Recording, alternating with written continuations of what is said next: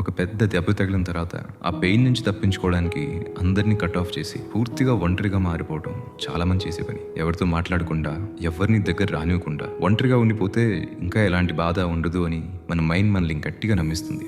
కానీ ఇది కేవలం ఒక ఫేక్ సేఫ్టీ మాత్రమే. ఈ ఒంటరితనం కొద్ది రోజులు బాగానే ఉంటుంది, కానీ తర్వాత అదే ఒక పెద్ద నరకంగా మారిపోతుంది. సైకాలజీలో దీన్నే అవాయిడెంట్ అటాచ్మెంట్ అంటారు. మన లైఫ్కి పనికిరాని వాళ్ళని, మన ఎనర్జీని తినేసే టాక్సిక్ వాడిని దూరం పెట్టడం చాలా అవసరం. కానీ మనుషులెవరూ వద్దు అని అసలు ఎవరితో మాట్లాడకుండా పూర్తిగా ఒంటరైపోవటం మాత్రం మన లైఫ్ని మనమే చేతులారా నాశనం చేసుకోవడం. మోసపోతామన్న భయంతో కొత్త మనుషులను దూరం పెట్టడం మెచ్యూరిటీ అసలే కాదు. మన లైఫ్లో కరెక్ట్ బౌండరీస్ పెట్టి ఎవరిని ఎంతవరకు ఉంచాలో అంతవరకే ఉంచడం నిజమైన ఎదుగుదల. ఎవరిని దగ్గర చేయాలి, ఎవరిని దూరం పెట్టాలి అన్న క్లారిటీ తెచ్చుకోవడం చాలా ముఖ్యం. ఈ కఠినమైన నిజాన్ని యాక్సెప్ట్ చేసి ఆ ఒంటరితనం నుంచి ధైర్యంగా బయటికి రావడం నేర్చుకోవాలి. ఇలాంటి రా అండ్ వర్త్ఫుల్ రియాలిటీస్ రోజు తెలుసుకోవడానికి మన పేజ్ని ఫాలో చేయండి.